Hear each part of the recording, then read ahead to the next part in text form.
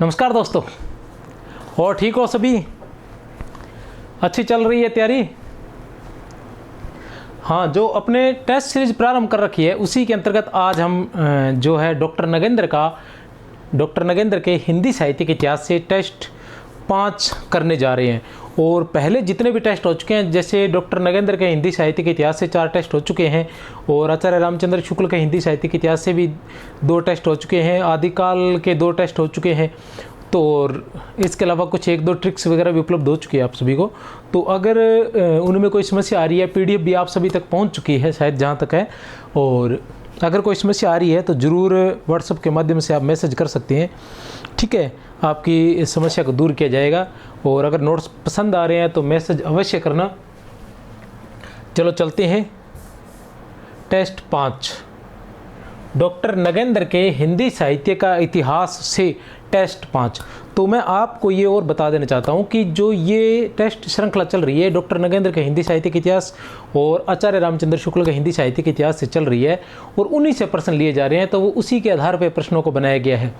एक एक पंक्ति के प्रश्न दिए गए हैं, और इन एक एक पंक्ति के प्रश्नों को याद करने से आप किसी भी प्रश्न को हल कर सकते हो। आचार्य रामचंद्र शुक्ल और डॉक्टर नगेंद्र के हिंदी साहित्य के इतिहास से बाहर कोई प्रश्न नहीं आता है। कोई आता है तो एक अलग से टेस्ट श्रृंखला हमने और शुरू कर रखी है, जिसमें हम बच्चन सिंह का, हजारी प्रसाद द्विवेदी का, जितने भी साहित्यकार हैं सभी के जो प्रश्न महत्वपूर्ण प्रश्न हैं उनको संकलित करके आप तक पहुंचाने का प्रयास कर रहे हैं। इसकी पीडीएफ भी मिल रही है। सबसे बड़ी बात यह है कि आपको पीडीएफ मिल रही है, और सारा का सारा मैटर ये आपको निःशुल्क प्राप्त हो रहा है और लगातार होता रहेगा।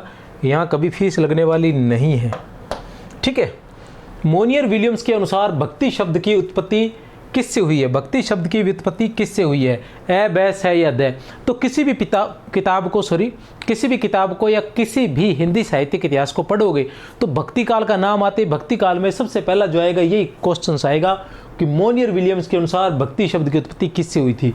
तो उत्तर है हमारे पास ए, बै, से, दे, बै, भज धातु से।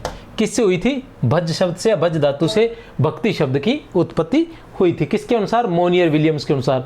पूछ लिया जाता है कभी कभार ये प्रश्न, और पूछा जाता है तो सबसे आसान प्रश्नों में आता है, इसलिए हमें याद जरूर होना चाहिए।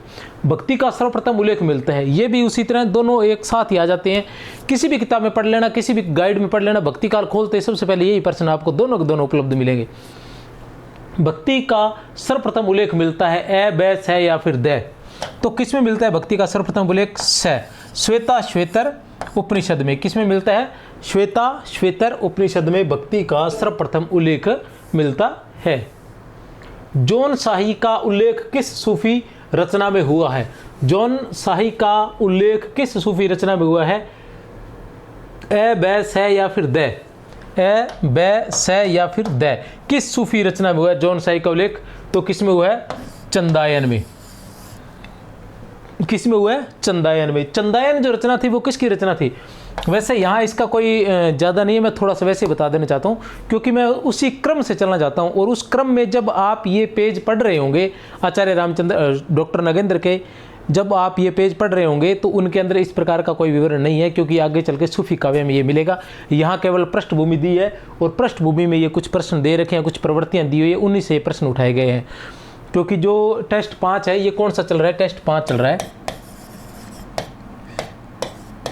टेस्ट 5 है तो 1 से 20, 21 से 40, 41 से 60, 61 से 80 और 81 से 100 वाला पृष्ठ संख्या 81 से 100 का ये टेस्ट चल रहा है। तो इसमें क्या है? केवल प्रवृत्तियां दी गई है, भक्ति काल की केवल प्रवृत्तियां दी गई है, ठीक है ना? तो उन चीज़ों उन्हीं में से भी ये प्रश्न लिएगा। लेकिन फिर भी मैं आपको बता देना चाहता हूँ, जो चंदायन रचना है वो किसकी है? मुल्ला दाऊद की है। किसकी है? मुल्ला दाऊद की है।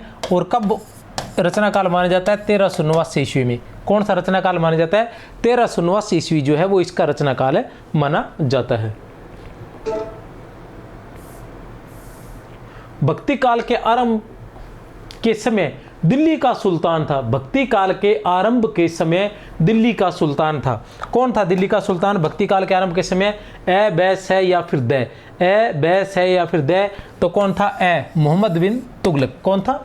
मोहम्मद बिन तुगलक। खेती न किसान को खेती न किसान को भिखारी को न भीख बली, खेती न किसान को भिखारी को न भीख बली, बनिक को बनिज न चाकर को चाकरी, बनिक को बनिज न चाकर को चाकरी। उपयुक्त पद्य किसके द्वारा रचित है? बहुत ही महत्वपूर्ण पद है भक्ति काल के अंतर्गत है और आपको 100% याद होना चाहिए। अक्सर परीक्षाओं में पूछ लिया जाता है, विशेषकर नेट में तो अक्सर पूछा जाता है क्योंकि नेट परीक्षा बार बार होती रहती है। बाकी फर्स्ट ग्रेड सेकंड ग्रेड ये परीक्षाएं तो कभी कभार आती है, तो उस हिसाब से थोड़ा सा रेशियो कम जरूर हो, लेकिन प्रश्न जो है वो बहुत महत्वपूर्ण है। तो किसकी है? वह तुलसीदास की। किसकी है? तुलसीदास की। अवधू मन चंगा तो कठौती में गंगा, अवधू मन चंगा तो कठौती में गंगा, बांध्या मेला तो जगतर चेला। उपयुक्त पद्य किसके द्वारा रचित है? ए बैस है या फिर द, ए बैस है या फिर द। तो किसके द्वारा रचित है? ये है गोरखनाथ के द्वारा रचित। किसके द्वारा रचित है? गोरखनाथ के द्वारा रचित है। प्रश्न संख्या 7 क्या है? प्रश्न संख्या 7 शारीरिक भाष्य किसके द्वारा लिखा गया है? शारीरिक भाष्य किसके द्वारा लिखा गया है? ए बैस है या फिर द। शारीरिक भाष्य किसके द्वारा लिखा गया है? तो ए किसके द्वारा? शंकराचार्य के द्वारा। किसके द्वारा लिखा गया? शंकराचार्य के द्वारा। शंकराचार्य ने कौन सा दर्शन दिया था?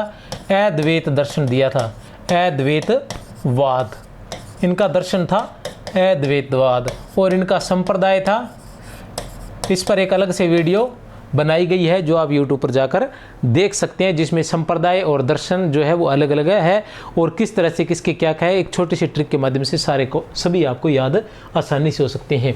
तो इनका जो संप्रदाय था वो था समार्थ संप्रदाय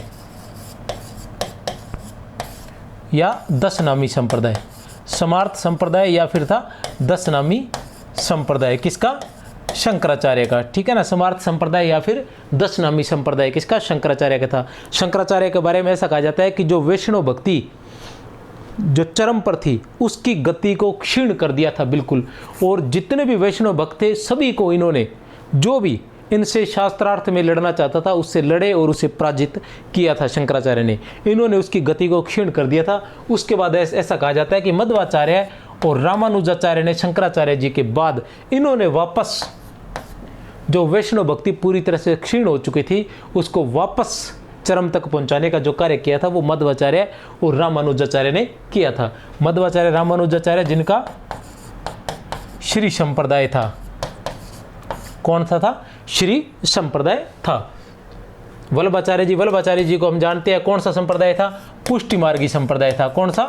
पुष्टि मार्गी संप्रदाय था। और किस दर्शन के थे ये? शुद्धाद्वैतवाद, शुद्धाद्वैतवाद। वल्लभाचार्य शुद्धाद्वैतवाद के। बाबर नामा के रचयिता है। बाबर नामा के रचयिता है कौन है? ए बैस है या फिर द। बाबर नामा के रचयिता कौन है? ब। बाबर कौन है? बाबर। इंसाफ की जंजीर किसने बंधवा दी थी? इंसाफ की जंजीर किसने बंधवा दी थी? अब आप सोच रहे होंगे कि सर ने इतने आसान प्रश्न कैसे दिए हैं। तो इसके पीछे एक रीजन है। रीजन ये है कि अपने यहाँ कोई पुस्तक कर रहे हैं, ठीक है ना, यहाँ आपका कोई स्पेशल टेस्ट नहीं लिया जा रहा कि अलग से छांट कर प्रश्नों को, यहाँ प्रश्नों का संकलन किया जा रहा है।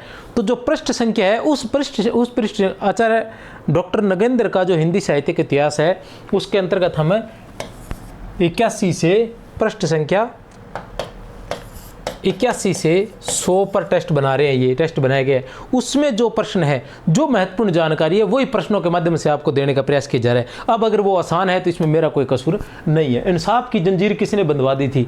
ए बैस है या फिर द जहांगीर ने।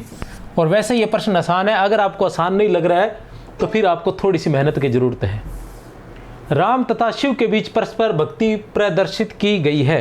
राम तथा शिव के बीच, राम और शिव के बीच परस्पर, भी राम शिव के भक्त हैं और शिव राम के भक्त हैं, ऐसी भक्ति किस ग्रंथ में दर्शाई गई है? ए बैस है या फिर द। ए बैस है या फिर द। बहुत ही आसान प्रश्न है। अध्यात्म रामायण में। किसमें? अध्यात्म रामायण में राम तथा शिव के बीच में परस्पर भक्ति प्रदर्शित की गई है। श्रमण धर्म के अंतर्गत गणना की जाती है। श्रमण धर्म के अंतर्गत गणना की जाती है। किसकी गणना की जाती है श्रमण धर्म के अंतर्गत? ए, बै, स या फिर द। तो बौद्ध व जैन धर्म की गणना किसके अंतर्गत की जाती है? श्रमण धर्म के अंतर्गत बौद्ध व जैन धर्म की ग्रंथ गणना की जाती है। इस्लाम धर्म में मस्त मौला फकीर कहलाए। इस्लाम धर्म में मस्त मौला फकीर कहलाए।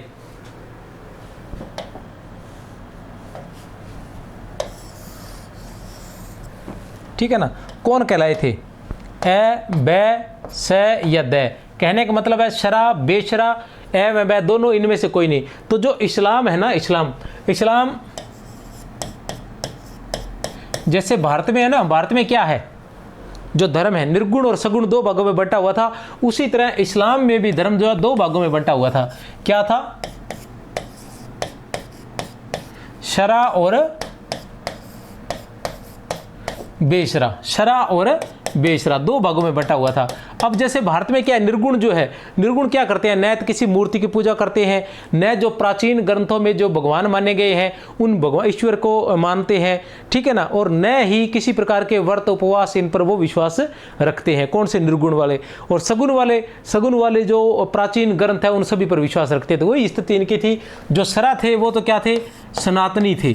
सनातनी मतलब प्राचीन जितने भी ग्रंथ है, मोहम्मद पैगंबर है, रोजा है, नमाज है, इन सब पर ये विश्वास रखते थे। जैसे सगुण रखते हैं उस प्रकार सगुण वाले प्राचीन पर सभी पर विश्वास रखते हैं ना, प्राचीन ग्रंथों पर, वेदों पर और प्राचीन कहानियों पर, प्राचीन जो भी धार्मिक कथाएं हैं उन सभी पर विश्वास रखते हैं। लेकिन जो निर्गुण है वो नहीं रखते। इसी तरह और निर्गुण जो है वो मस्त मौला फकीर भी होते। उसी तरह बेशतरा जो थे वो मस्त मौला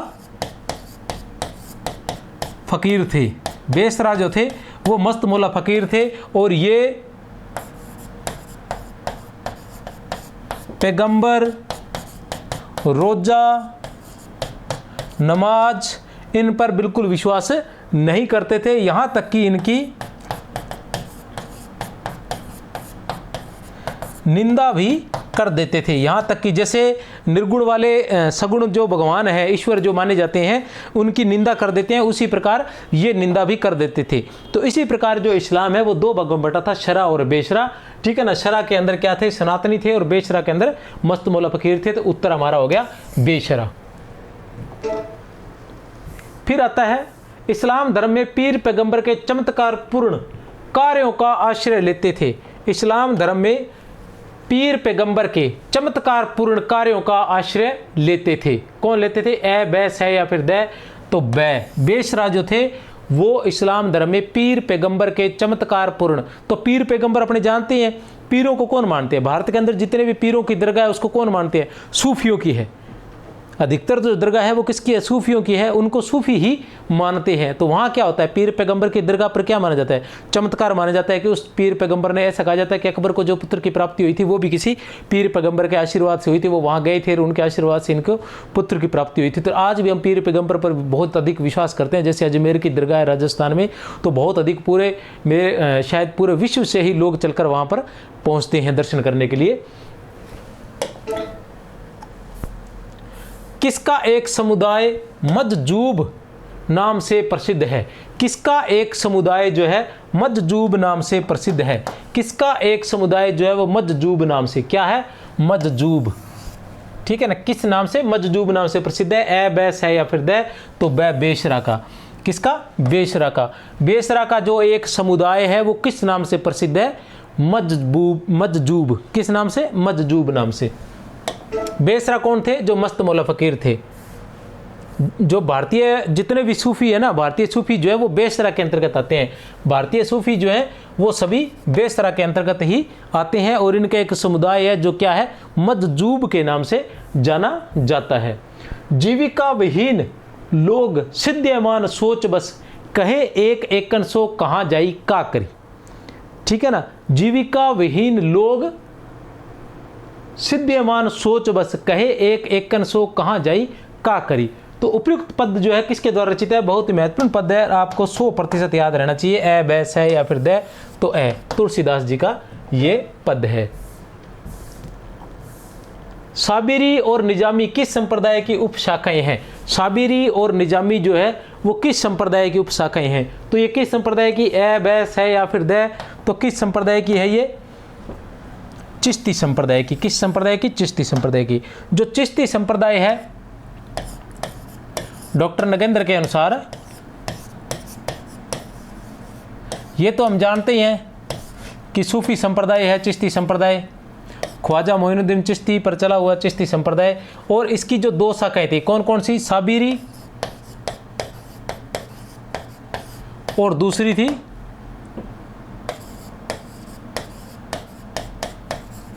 निजामी। यहां निजामी की भी आगे दो उपशाखाएं हैं, निजामी की भी आगे दो उपशाखाएं थी, कौन कौन सी,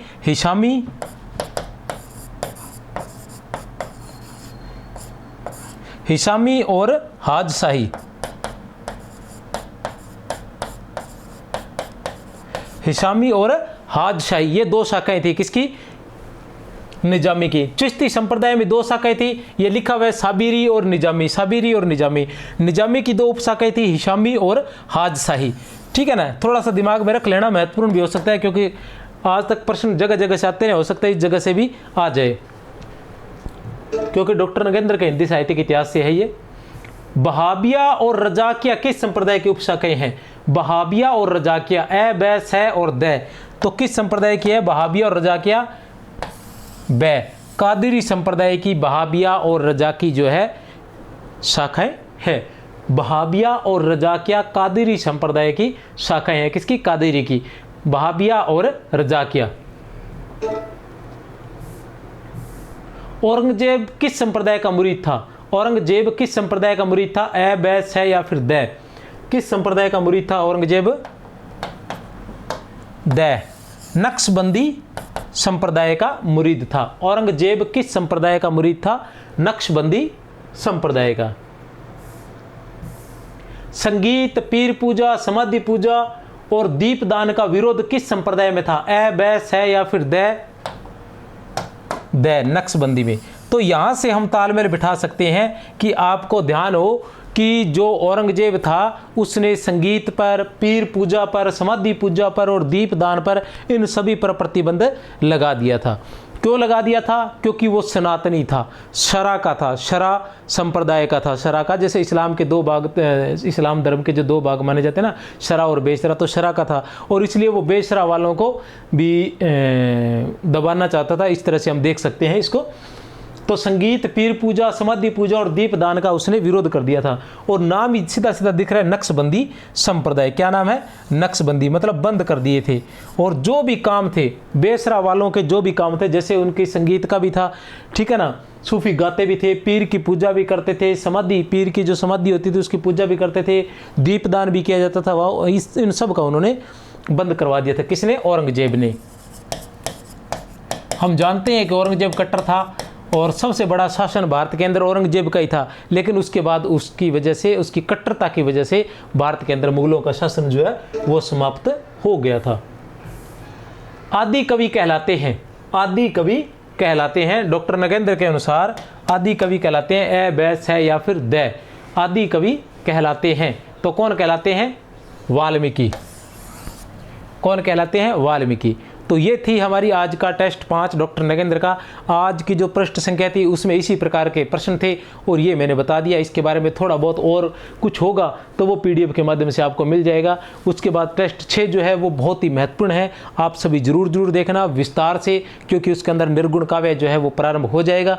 आचार्य रामचंद्र शुक्ल के अनुसार मैं निर्गुण काव्य करवा चुका हूं आप सभी को, तो वो आप देख सकते हैं, बहुत ही शानदार है। पूरा निर्गुण काव्य आचार्य रामचंद्र शुक्ल का जो संत काव्य का जो टेस्ट है, टेस्ट संख्या 3, उसमें आप अच्छे से देख सकते हैं। तो इसी के साथ बहुत बहुत धन्यवाद। जय हिंद, जय भारत।